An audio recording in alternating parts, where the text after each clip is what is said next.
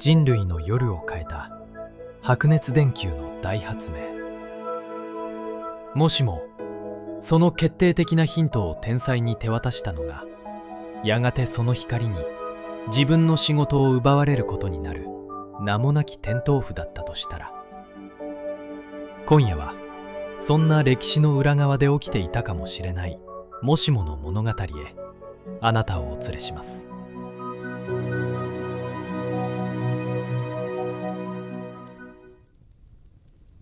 眠れない皆さん、こんばんは。今日も一日お疲れ様でした。仕事や勉強、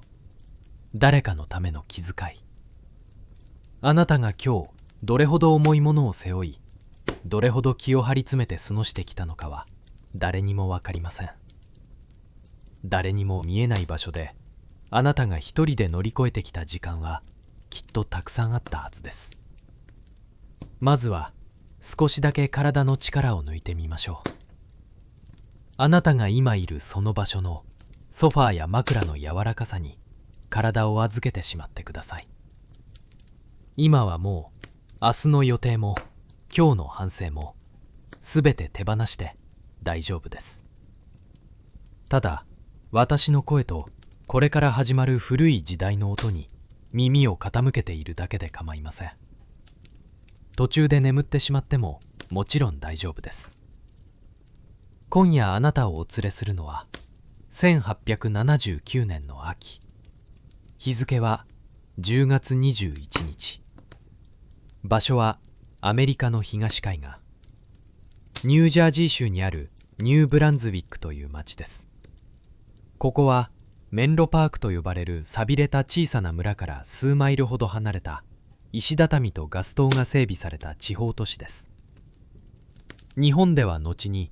この10月21日という日が明かりの日と呼ばれるようになります。人類の歴史を、夜の風景を、そして私たちの生活を根本から変えてしまった日だからです。けれど今夜の主人公であるあなたが歴史の教科書に載ることは決してありません。その偉業を成したのはトーマス・エジソンだと教科書には書かれるのです。あなたは夜の街に光を灯し、朝になれば光を消して回る名もなき転倒符です。歴史の巨大な転換点はいつも名もなき人々の地味な手仕事のすぐそばで起きています。今夜は歴史の表舞台から少しだけ奥へ入って、あなたの静かな一日に寄り添ってみましょう。冷たい風があなたの頬を撫でていきます。時刻は夜明け前、空はまだ暗く深い藍色をしています。星は凍りついたように瞬き、町の家々はまだ深い眠りの中にあります。あなたの手には一本の長い棒が握られています。木でできた身長よりもずっと長く少し重みのある棒。使い込まれた木の表面はあなたの手の油で滑らかに光っています。その先端には小さな真鍮のフックと金属製のカバーがついています。あなたは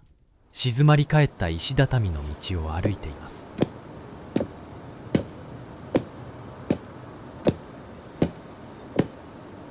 分厚い革のブーツの音が冷たく澄んだ空気に吸い込まれていきます。道の等間隔に立っているのは鉄でできたガス灯の柱です。その一つ一つの先端にガラスのケースがあり、中で橙色の炎が揺れています。それはあなたが昨日の夕暮れに灯した火です。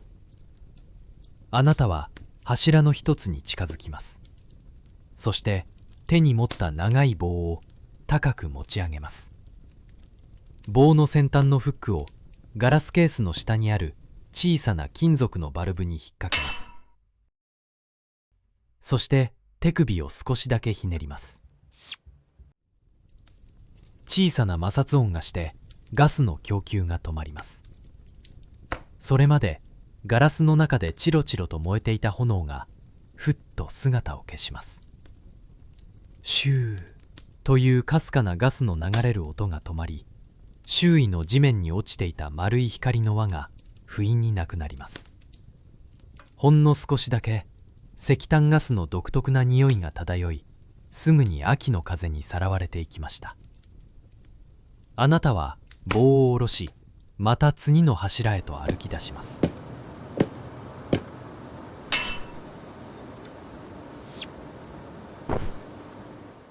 また一つ町の火を消します。一つの炎を消すたびに町は少しだけ元の暗闇に戻り、冷たさを増していくように感じられます。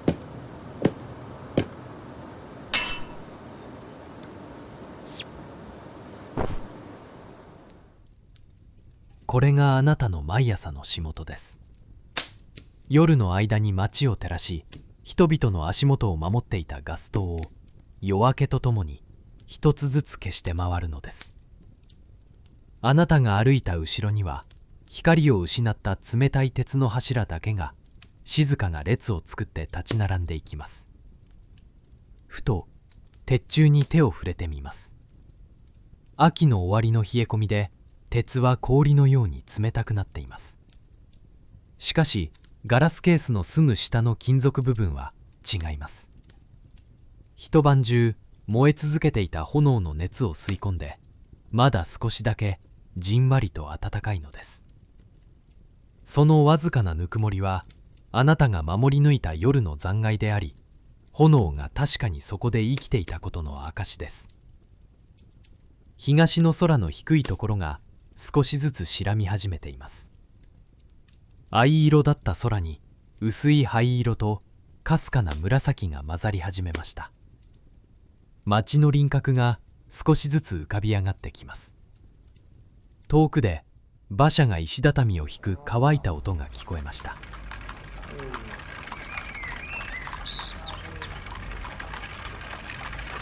どこかの家から朝の支度をするかすかな物音も聞こえてきます。街がゆっくりと目を覚まそうとしています。最後のガス灯のバルブをひねり、炎を落とします。その頃には朝もやの中に建物のレンガの赤色や木々の葉の色がはっきりと見えるようになっていました。夜明けの街は静かで冷たくて新しい匂いがします。あなたは長く重い棒を肩に担ぎ直し、疲れた足を引きずるようにしてゆっくりと詰め所へ向かって歩き出します。太陽が高く昇った昼下がり。あなたの仕事はまだ終わりません。夜に火を灯し、朝に火を消すだけがテントウフの仕事ではないのです。昼の間は清掃というとても地味で骨の折れる仕事が待っています。あなたは今、詰め所の裏手にある小さな中庭で外されたランタンやガラスケースを磨いています。足元には汚れた水が入った木製のバケツ、手元には真っ黒になったボロ布と毛の硬い小さなブラシ、そして交換するための新しい木綿の芯が束になって置かれています。分厚いガラスを拭く音が中庭に響きます。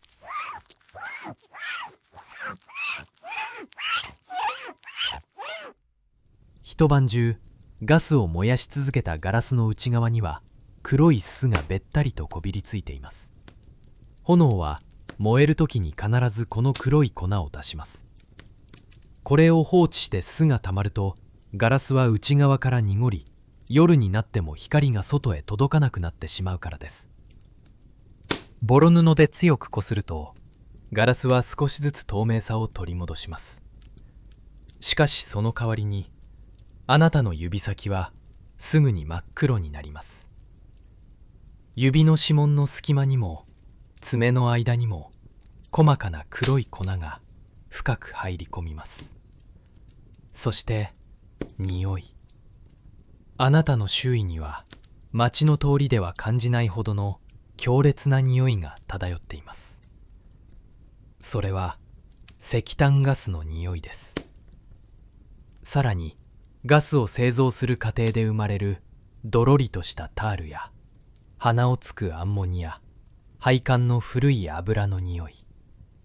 鉄の錆びた匂いと焦げた木綿の匂い、それらが複雑に混ざり合った重く少し息苦しい匂いがあなたの分厚い作業着や髪の毛、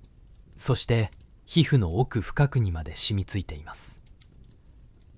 どれだけ石鹸で洗ってもこの匂いが完全に落ちることはありません。あなたはガラスを拭き終えると、次は真鍮の部品を硬いブラシでこすります。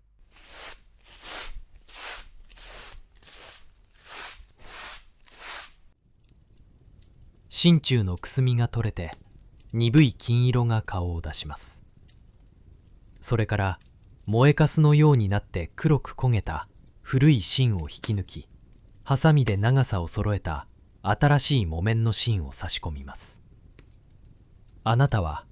この仕事に静かな誇りを持っています。あなたの手が真っ黒に汚れ、服にタールの匂いが染みつくからこそ、町の人々は夜の暗闇に怯えずに済むのです。馬車が道を外れて事故を起こすこともなく、紳士淑女が泥水に足を踏み入れることもありません。あなたの仕事がこの町の夜の安全と人々の生活を根底から支えているのです。けれど、あなたはガス灯の美しさや炎の温かさだけを知っているわけではありません。その光の裏側にある影の部分も自分の体を通して誰よりもよく知っています。ガスは魔法ではありません。この光の正体は遠く離れたガス製造所で労働者たちが灼熱の窯に石炭をくべ、汗まみれになって作り出しているものです。そこでは息もできないほどの熱気の中で大量の有毒なタールや副産物がドロドロと生み出され、周囲の川や土を黒く汚しています。そして町中に張り巡らされたガス管には常に危険が潜んでいます。おい、聞いたか？昨日の夜、隣町でまた爆発なったらしいぞ。詰め所の奥から親方の低い声が聞こえてきました。親方は木の椅子に深く腰掛け、古くなった新聞をめくりながらパイプの煙を吐き出しています。あなたは手を止めず、真鍮を磨きながら耳を傾けます。配管の継ぎ目からガスが漏れてたんだろう。そこへ誰かがうっかりマッチを吸った。パブのレンガの壁が半分吹き飛んだそうだ。親方は忌々しそうにため息をつきました。ガス漏れ、それはこの時代の町が常に抱えている目に見えない恐怖です。あなたが毎日扱っているガスには一酸化炭素という成分がたっぷりと含まれています。もし室内の配管からほんの少しでもガスが漏れれば、寝ている間に静かに息ができなくなり、二度と目を覚まさない人が出ます。そしてそこに少しでも火の気が引火すれば、建物を吹き飛ばすほどの凄まじい爆発を起こします。さらに室内でガス灯を灯し続ければ、絶えず発生する煙と筒で天井や美しい壁紙はあっという間に黒ずんでしまいます。締め切った部屋では空気が汚れ、息苦しさに咳込む人も少なくありません。便利で明るくて誇り高い仕事。でも常に危険と毒性、そして汚れの隣り合わせにある仕事。炎は光を与えてくれると同時に常に人間に牙を剥く準備をしているのです。それがあなたの生きている世界です。あなたは自分の指先に染みついたタールの匂いを嗅ぎながら、新しい木綿芯の端を指でそっとほぐしました。お前さん、午後は少し足を伸ばしてくれないか？親方が新聞から顔を上げて言いました。隣村のメンロパークにあるあの研究所だ。あそこの街灯と小屋のランタンの清掃を頼まれてる。数は多くないが気難しい連中だからな。丁寧にやってきてくれ。メンロパークの研究所。あなたはその名前には聞き覚えがありました。蓄音機の人ですか？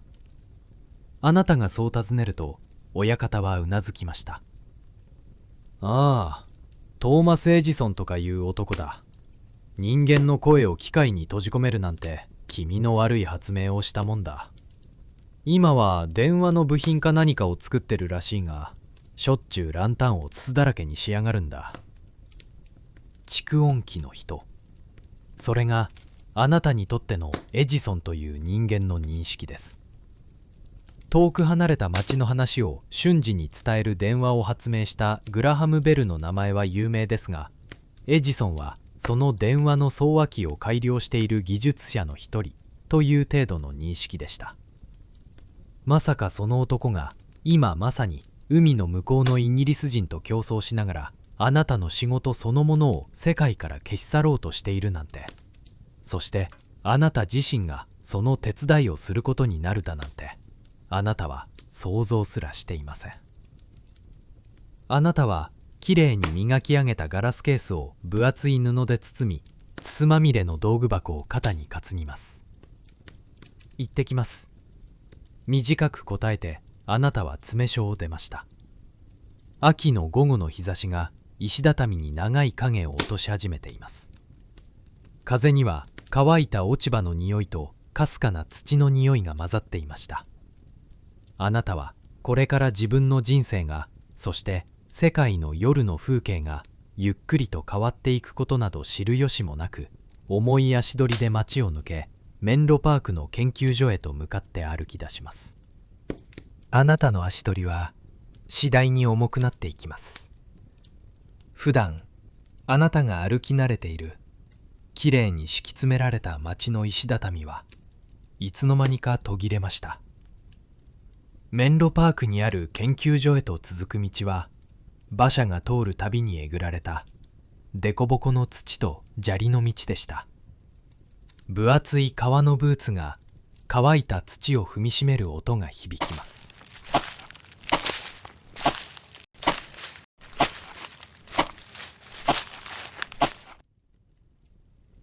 足の裏に伝わる石の硬い感触と土の崩れる柔らかい感触。肩に担いだ木製の道具箱があなたの歩幅に合わせて歩くたびにギシギシと小さな音を立てて揺れています。箱の中に入ったガラス拭き用の分厚いボロ布や真鍮を磨くための毛の硬いブラシ、そして束ねられた交換用の白い木綿の芯がわずかにぶつかり合い、カサカサコトコトと鳴っています。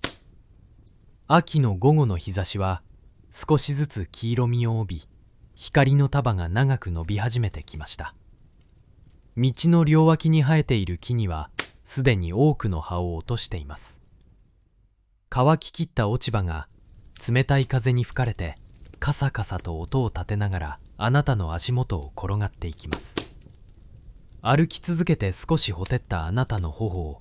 秋の終わりの冷たい風が優しく撫でて冷ましてくれます。しばらく歩くと木立の向こうに開けた場所が現れました。そこに見えてきたのは白い板張りの2階建ての細長い木造の建物、そしてその奥に立つレンガ造りの重厚な機械工場。それがトーマス・エジソンの研究所です。外見はごく普通の飾り気のない実用的な建物群です。しかし敷地の中はあなたが知っている清潔な街並みとはまるで違いました。建物の周囲のあちこちに用途のわからない金属のスクラップや複雑に絡み合った銅線、割れたガラスの破片、黒く焦げた木の板などが無造作に山積みにされています。まるで何かの巨大な生き物が鉄とガラスを食べて吐き出した後のような雑然とした風景です。敷地に足を踏み入れた途端、あなたは自分が普段いる世界とは全く違う空気にすっぽりと包まれたことを感じます。まず匂いが違います。あなたの分厚い作業服に染みついているあの石炭ガスの重い匂いや泥臭いタールの匂いとは全く違う匂い。鼻の奥をツンと鋭く刺すような酸っぱい化学薬品の匂い。金属をヤスリで激しく削った時に出る火花のような冷たくて焦げた匂い。そして機械の重い歯車を滑らせるためのねっとりとした機械油の匂い。それらが複雑に混ざり合い、秋の冷たい空気の中にも何か異様な熱を帯びたようにもわりと立ち込めています。そして音。この建物からは無数の音が絶え間なくあふれ出しています。金属を小さなハンマーで何度も何度も叩き続ける単調な音。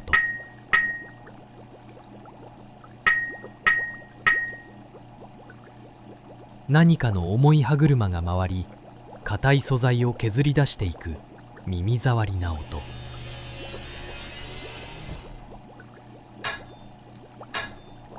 男たちの低い話し声、苛立ったような足音。ガラス瓶がぶつかり合うカチンという乾いた音。ここには夜と昼の区別がありません。あなたが生きている街は太陽が昇ればゆっくりと目覚め、太陽が沈んであなたがガス灯を灯せば静かに眠りにつきます。それは自然と共にある穏やかな時間の流れです。しかしこの研究所の中では時計の針など意味を持たないかのようです。何かに取りつかれたような男たちが時間を忘れ、食事を忘れ、不眠不休で作業を続けているのです。新しいものを生み出そうとするその泥臭く執念深い熱気が建物の木の壁をすり抜けて外の冷たい空気にまで漏れ出していました。あなたは熱気があふれる白い木造の本館には入らず、その脇にひっそりと立っている小さな作業小屋へと向かいました。そこにあるいくつかのランタンを清掃するのが今日のあなたの仕事だからです。油の切れた錆びた長板の音を立てて小屋の木の扉を開けます。薄暗い小屋の中は本館よりも薬品の匂いがさらに強くむせ返るように立ち込めていました。そしてそこには2人の若い助手がいて、作業台に向かって何やら奇妙でひどく苛立たしい作業をしていました。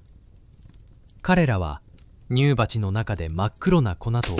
どろりとした黒い液体を混ぜ合わせています。そして練り上がった黒い泥のようなものをガラス板の上に取り出し、指先で転がして極細の糸のように伸ばそうとしていたのです。あなたが不思議そうにその手元を見つめていると、助手の一人が顔を上げました。彼の顔には黒い汚れがこびりつき、目の下には深いクマが刻まれています。彼はあなたの真っ黒に汚れた作業着と肩の道具箱を見て言いました。ああ、町のテントウフさんか。邪魔して悪いね。ここにあるランタンはすぐに片付けるから。助手の指先もあなたの手と同じように真っ黒に汚れていました。いや、あなたの手よりもずっと深く、爪の奥までタールとスで真っ黒に染まっています。それは何をしているんですか？あなたが思わず声をかけると、助手は苛立ったようにため息をつきました。ランプブラック、つまりすすのことコールタールを練り合わせているんだよ。これを雲の糸みたいに極細の線に伸ばして窯で焼いて炭素の線にするんだ。新しい機械の部品にするためにな。電話の部品か何かでしょうか。新しい機械がどういうものかあなたには全く理解できません。それよりもあなたが驚いたのは、彼らがスとタールというあなたにとってただの厄介な汚れでしかないものを必死にこね回しているということです。あなたは彼らの作業の邪魔にならないよう小屋の隅にまとめられていた外されたランタンの前に座り込みました。そして道具箱から真っ黒なボロ布を取り出し、自分の仕事に取り掛かります。ランタンの金具を外します。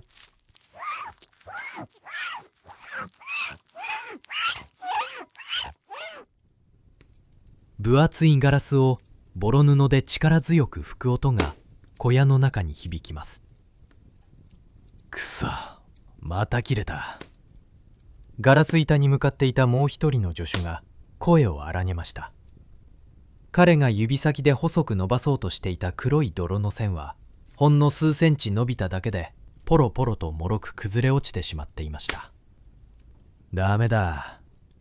こんなススとタールを混ぜただけの泥団子を極細の線に伸ばすなんて無理だ。自分の重さでちぎれちまう。諦めるな。所長はとにかく安くて細くて電気の抵抗が大きいものを探してるんだ。これまでは高価なプラチナばかりを焼いて失敗してきたが、今度はイギリスのジョセフ・スワンって男に先を越されそうなんだ。スワンは紙を燃やした炭素でもう電球を光らせることに成功しかけてるらしいからな。だがスワンのやり方じゃ長持ちしないはずだ。俺たちはもっと丈夫で安上がりな炭素の線を作らなきゃいけないんだぞ。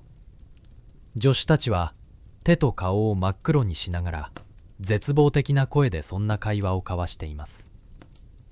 プラチナ、白金、イギリス人、あなたにはわからない言葉ばかりです。しかし彼らがススとタールを細くしたいのに脆くて崩れてしまうということに頭を抱えていることだけは理解できました。あなたはガラスを磨く手を少しだけ止めました。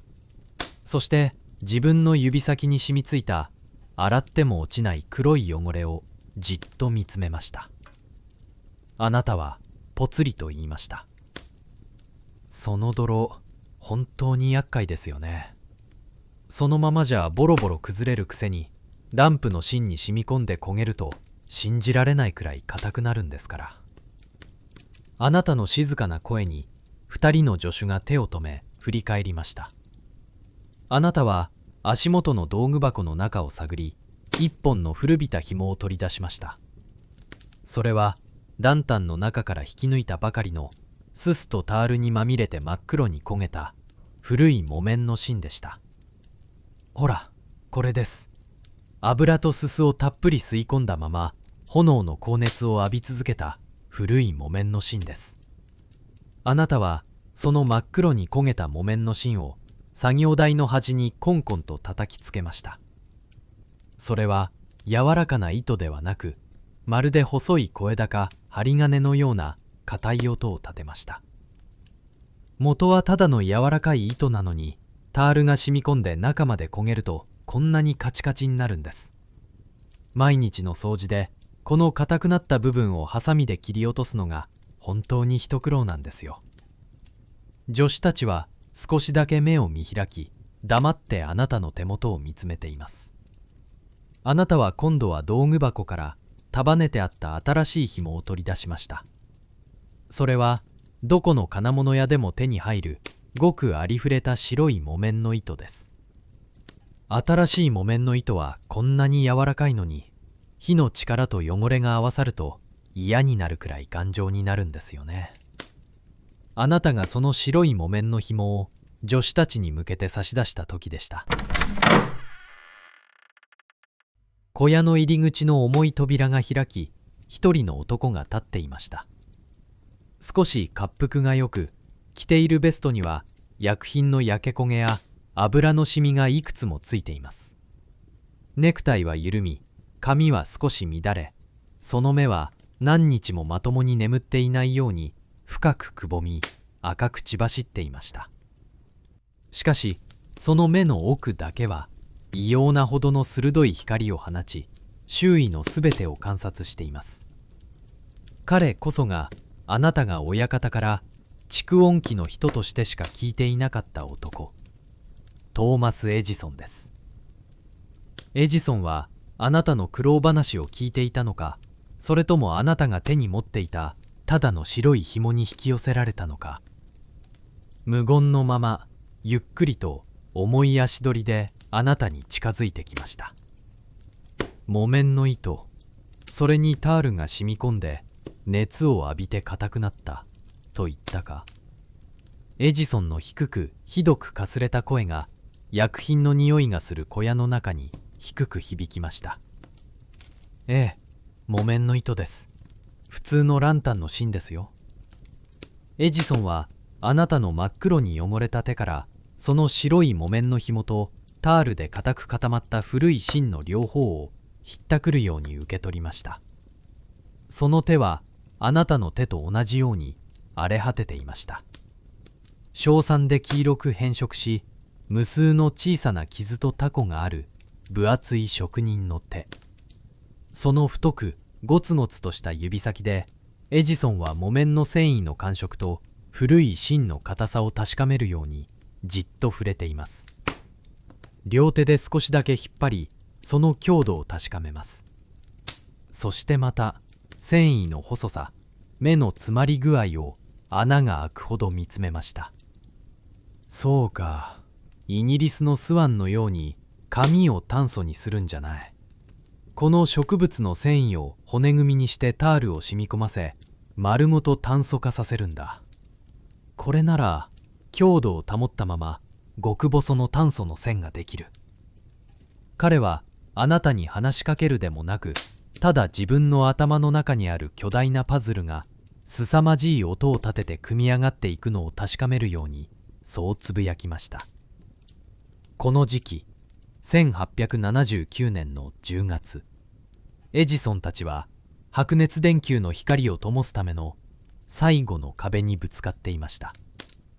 それはゼロから発明することではありません。すでに白熱電球の原理は存在し、海の向こうではジョセフ・スワンが実用化に手をかけていました。エジソンが求めていたのは誰よりも先に安くて長持ちして商売になる決定的な素材を見つけ出すことだったのです。プラチナも紙も練り固めたすすもすべてがうまくいきませんでした。電気の抵抗が十分に大きく極細でありながら物理的に折れない強度を持つもの。エジソンはあなたが日常の愚痴として語ったありふれた木綿糸の単価現象にその答えの決定的な糸口を見出したのです。しかしあなたは彼らが今火を使わない燃えない光を作ろうとしていることなど全く知りません。自分が今歴史を変え夜の風景を永遠に変えてしまう決定的なバトンを無自覚に手渡してしまったことにも気づいていません。ランタンの清掃は終わりましたよ。あなたが立ち上がり静かにそう言うと、助手たちもエジソンももはやあなたのことなど見ていませんでした。彼らの頭の中はたった今手渡された木綿の糸にタールとすすをすり込み、どうやって窯の中で蒸し焼きにして完璧な炭素線を作るかという強熱的な思考で完全に満たされてしまったからです。あなたは自分を完全に無視する彼らの態度を少しだけ不思議に思いながらも深く追求することはしませんでした。発明家というものはそういう気難しい生き物なのだろうとただそう思っただけです。あなたにはまだ夕方から夜にかけての自分のやるべき仕事が残っているからです。あなたはすすまみれの道具箱を再び肩に担ぎ、音もなく小屋を出ました。ツンとする酸っぱい薬品の匂いと機械油の重い匂いがする研究所を背にしてあなたは歩き出します。いつもの土の匂いと落ち葉の匂いがするあなたの知っている静かな世界へとゆっくりと帰っていきます。あなたが自分の担当する町へ戻ってくる頃には、太陽は西の空のずっと低いところまで沈みかけていました。空の色は鮮やかなオレンジ色から血のような赤、そして深い藍色へとゆっくりとグラデーションを描きながら変わっていきます。昼間の間に石畳が蓄えていたわずかな熱は、秋の夕暮れの冷たい風にすっかり奪い去られていました。街の様子も昼間とは少しずつ変わってきています。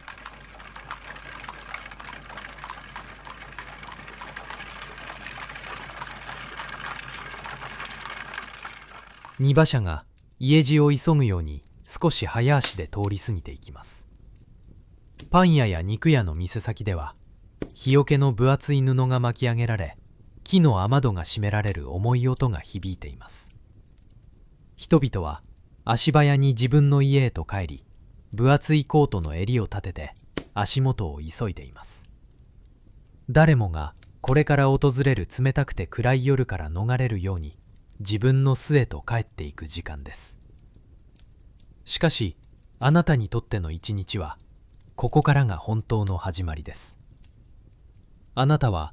詰め所の壁に立てかけてあったあの長く重い木の棒を手に取ります。朝に火を消すために使ったのと同じ棒ですが、今度は先端に親指ほどの小さな種火がチロチロと燃えています。風で消えないように金属の小さなカバーで覆われたあなただけの小さな火です。あなたは深い藍色に沈みゆく街の通りへと歩き出します。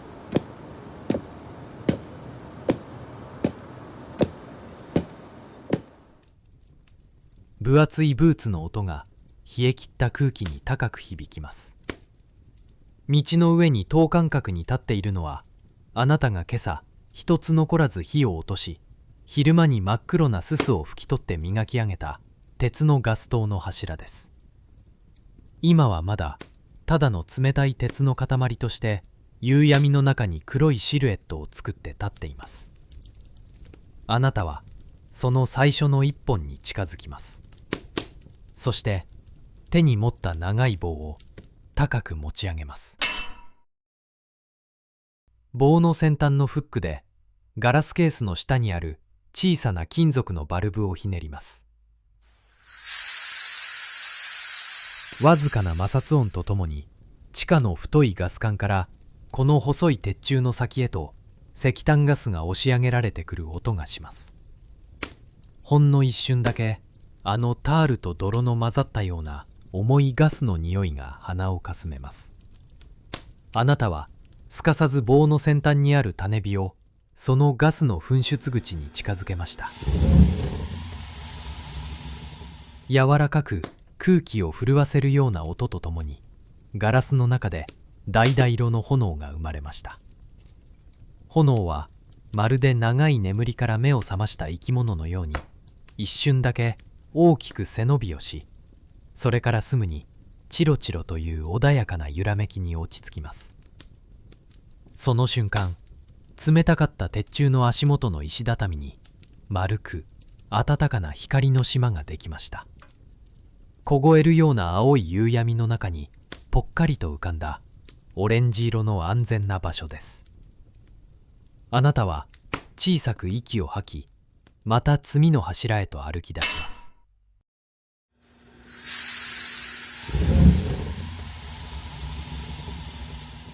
一つまた一つ、あなたが歩いた軌跡をなぞるように冷たい街の通りに暖かい橙色の光が灯っていきます。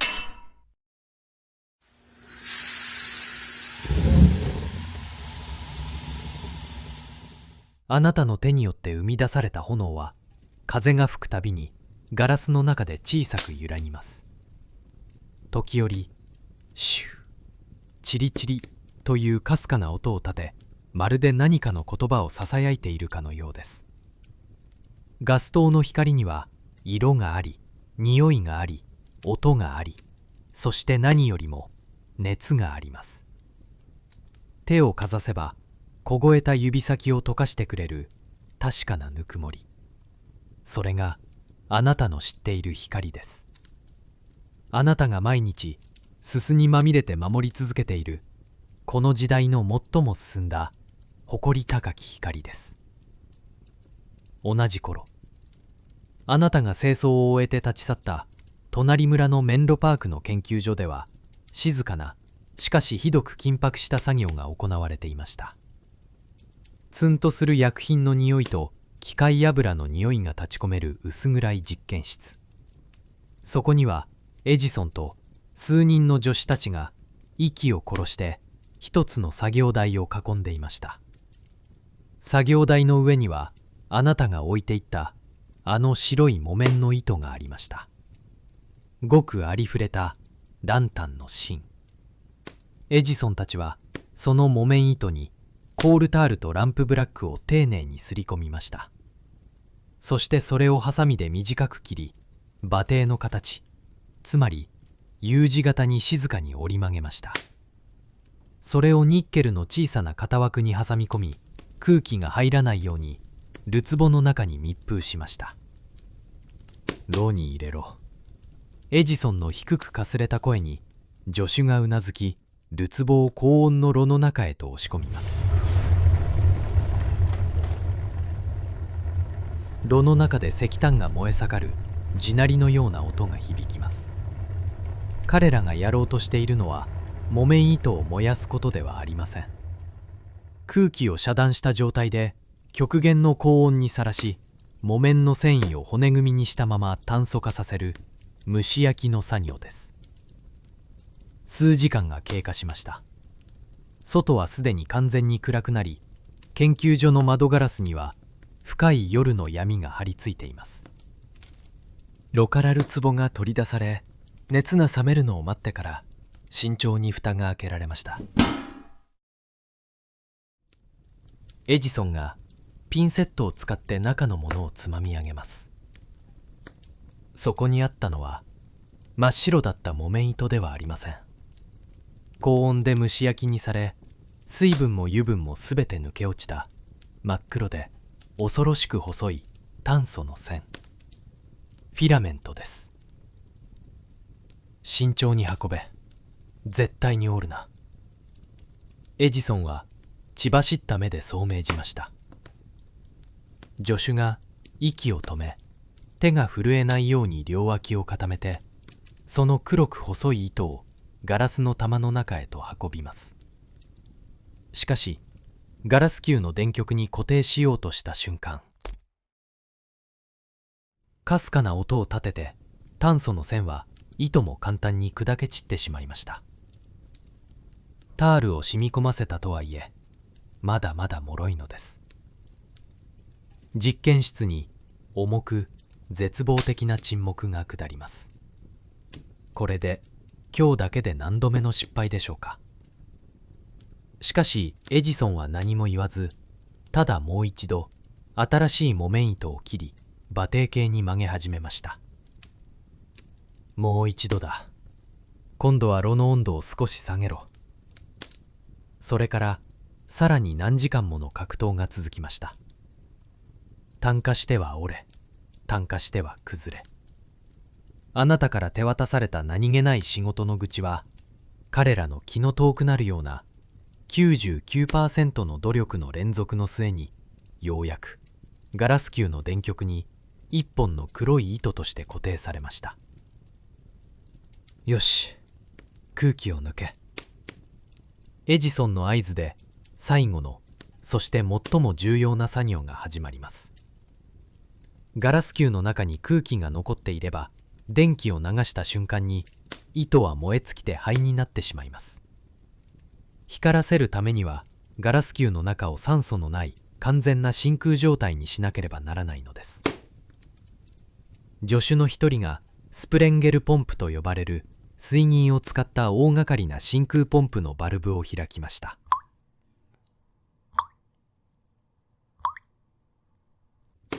重い水銀の雫が細いガラス管の中をゆっくりと落ちていく音が響きます。水銀が落ちるたびにガラス球の中の空気がごくわずかに押し出されていきます。気の狂いそうなほどゆっくりとした時間です。彼らは炭素の線が折れないように息を殺したまま、ただこの水銀が落ちる単調な音を聞き続けていました。1時間、2時間、3時間、少しずつ少しずつガラス球の中から炎を燃やすための空気という命が奪われていきます。それはあなたが愛する火の光の時代をポンプで少しずつ吸い出していくような静かで残酷な儀式でした。すべてのガス灯に火を灯し終えたあなたはすぐに詰め所へは戻りませんでした。長く重い棒を肩に担いだまま、町の外れにあるなだらかな丘へと向かってゆっくりと歩き出します。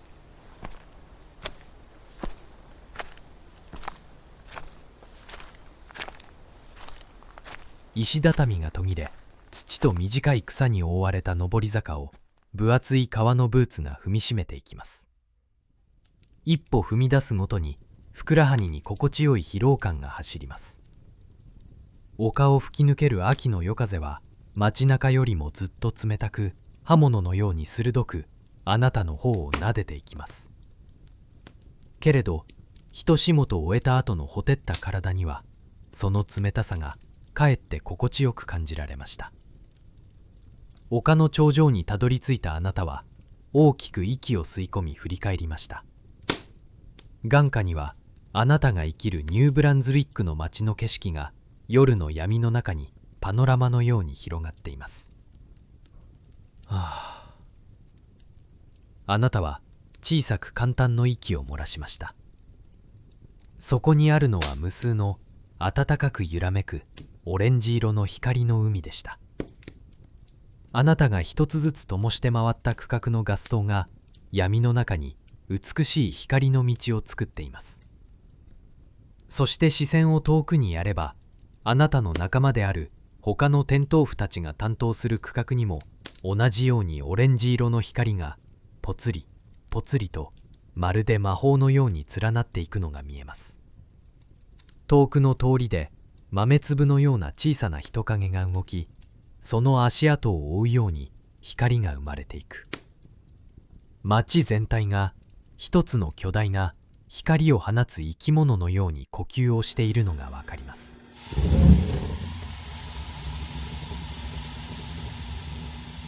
風に乗って遠くから炎の音が聞こえてくるような気がします。街を包むあのタールと石炭ガスの匂いすらも、ここから見下ろせば人々の生活を守る頼もしい匂いに感じられます。頭上には凍りつくような深い藍色の夜空、そこには無数の星々が砂をまいたように瞬いています。足元には人間が作り出した暖かい炎の星々、頭上には遠く冷たい宇宙の星々。あなたたちテントウフの仕事がこの2つの星空の間に安全で美しい夜の境界線を引いているのです。あなたは自分の仕事に対する深い誇りと愛情を胸に抱きながら、その光の海をいつまでも見つめていました。しかし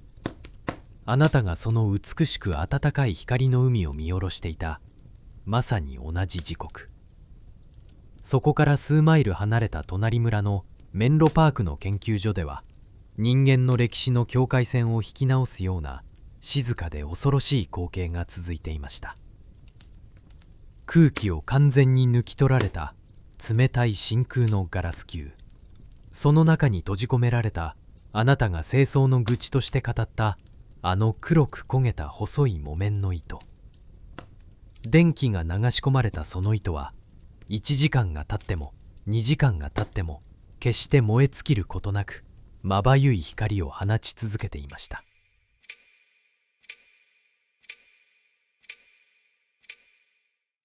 エジソンの分厚いベストのポケットの中で懐中時計が静かに時を刻んでいます。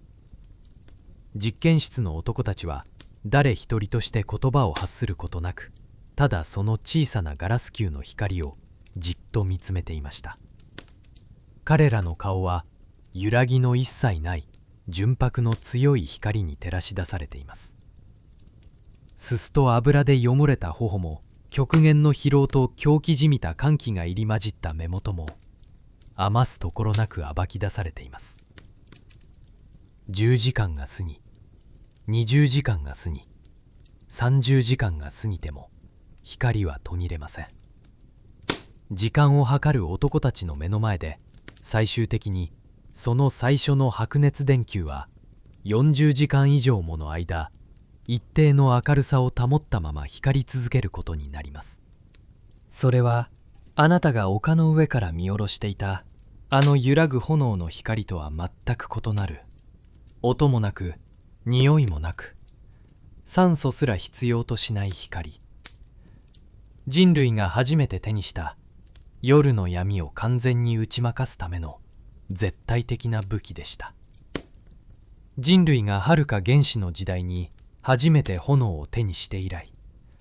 何万年もの間途切れることなく夜の闇を退けてきた火の光。あなたがタールの匂いにまみれながら誇りを持って生きてきたその炎の時代は、この10月21日の夜を境にして少しずつ、しかし確実に終わりへと向かい始めます。とはいえ、白熱電球の発明はたった一夜で世界を塗り替えたわけではありません。新しい技術が世界中の夜を照らすようになるには、途方もない時間と、そして何よりも商売としての巨大な仕組みが必要でした。トーマス・エジソンの真の凄さは、ただ光る玉を作ったことではありません。彼は電球を売るために電気そのものを作り出し、家庭まで届けるシステムを構築した実業家だったのです。エジソンたちは木綿の糸よりもさらに長く光り続ける素材を求めて世界中へ探検隊を派遣します。その果てに彼らが見つけ出したのは、遠く離れた日本、京都府の八幡にある岩清水八幡宮の周辺に生えていた八幡岳でした。そのしなやかな竹の繊維は木綿よりもさらに丈夫で、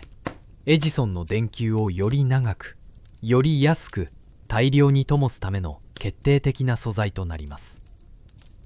やがて1882年のこと、ロンドンのホルボーン高架橋に、そしてニューヨークのパールストリートに、エジソンの会社による巨大な発電所が稼働し始めます。街の地下にはガス管ではなく、無数の銅線が張り巡らされ、人々はマッチをこすることも、長い棒でバルブをひねることもなくなります。ただ壁の小さなスイッチを一つ押し込むだけで、真昼の太陽のような白い光が部屋中にあふれるようになったのです。エジソンは電球だけでなく、発電機もスイッチもソケットもすべてをセットにして世界中に売り込み、新しい時代のシステムそのものを支配しました。この新しい光が世界にもたらしたものは、単なる便利さだけではありませんでした。それは人々の命を救い、健康を守る大いなる恩恵でもありました。悲惨なガス爆発の事故は劇的に減り、壁紙を黒くするすすも、命を奪う一酸化炭素も電球は一切出しません。ガス製造所で行われていた熱気とアンモニアにまみれる過酷な肉体労働も少しずつ過去のものへと変わっていきました。電気の光は人々を古い恐怖から解放してくれた素晴らしい科学の魔法だったのです。けれど、一つの巨大な魔法が世界を覆い尽くすとき、世界は必ず何かを静かに手放すことになります。圧倒的な明るさを持った電球の光は、夜の街から暗闇を完全に追い払いました。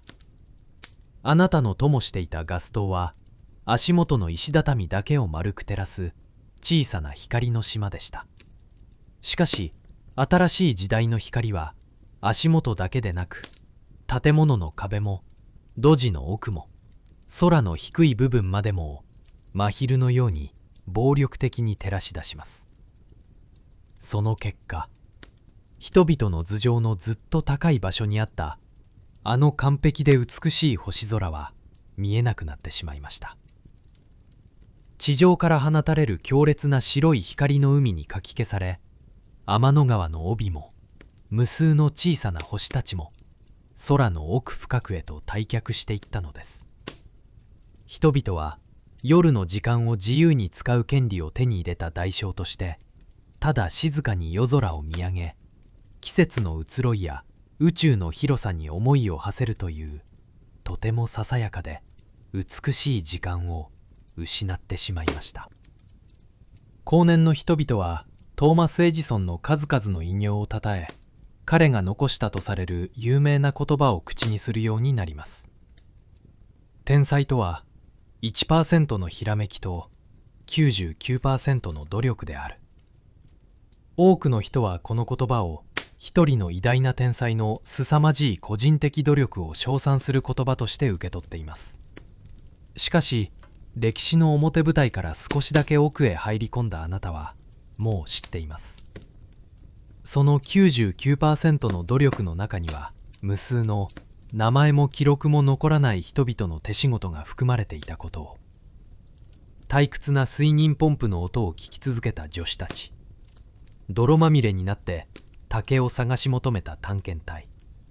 高温の炉の前でガラスを吹き続けた職人たち、真っ暗な炭鉱で石炭を掘り出した男たち。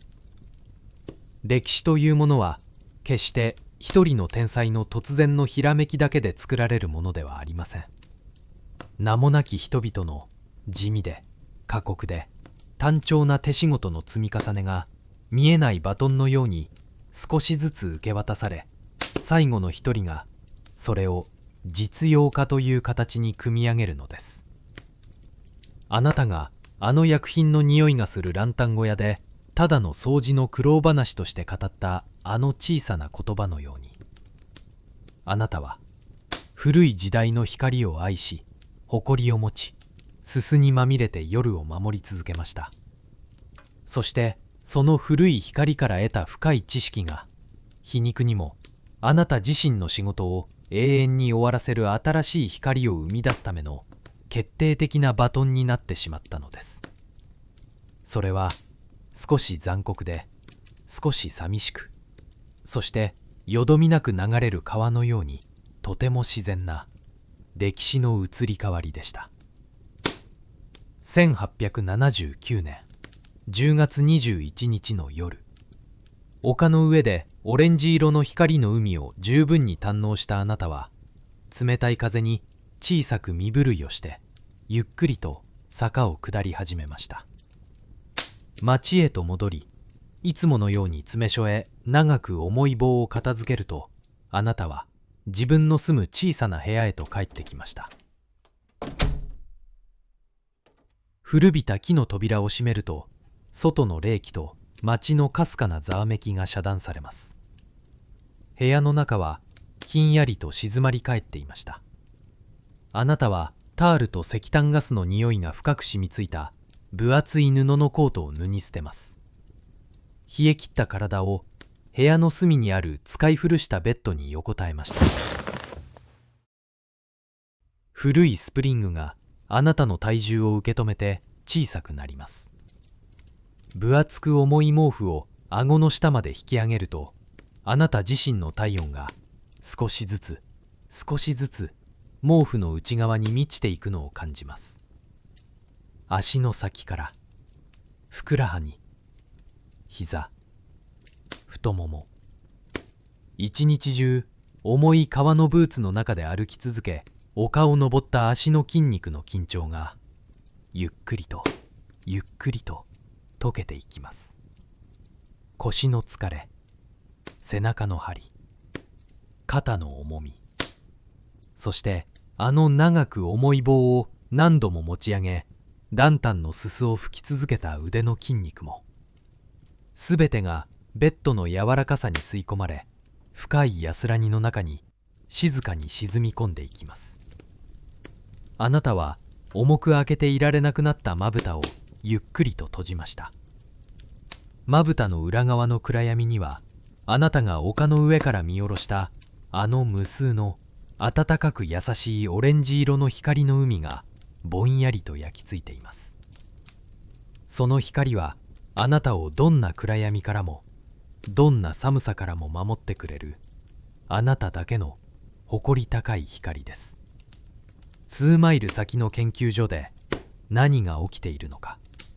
これから世界がどれほど眩しい光に包まれ星が見えなくなっていくのか、あなたはそんな歴史の残酷なうねりなどつゆほども知りません。自分が渡した言葉が人類の夜を変えてしまったことなど想像すらしていません。ただ今日という一日の過酷な仕事を無事に終えられたことに静かな安堵を感じているだけです。今この瞬間、深い眠りの淵に沈もうとしているあなたの心の中にあるその静かでささやかで温かい光を奪える者は誰もいません。明日になればまた新しい一日が始まります。でも今はこれからのことなどすべて忘れて、ただ深く深く沈み込んでください。歴史の裏側で名もなきあなたが全うした今日という一日がとても尊く美しいものであったことを私は知っています。懐かしくも温かいガス灯の光が灯る街の中で、今夜はどうか安らかな眠りを。おやすみなさい。